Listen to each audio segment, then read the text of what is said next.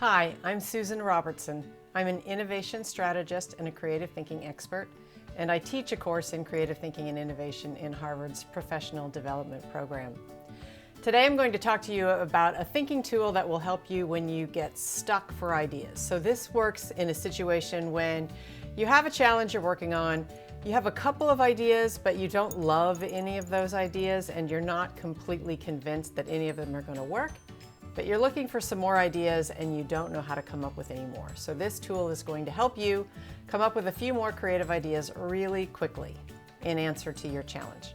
And this tool is called role play because that's what you're going to do.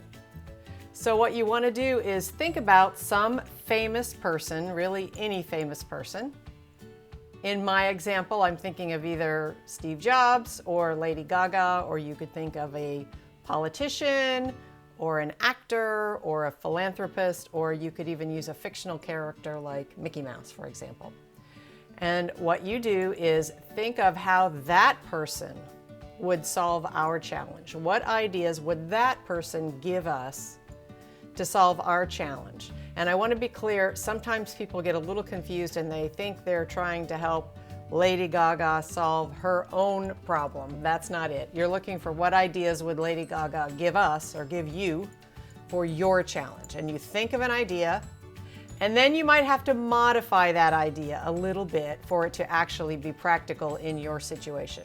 And once you have one idea from Lady Gaga, then move on to Steve Jobs. What idea would Steve Jobs give you for your challenge?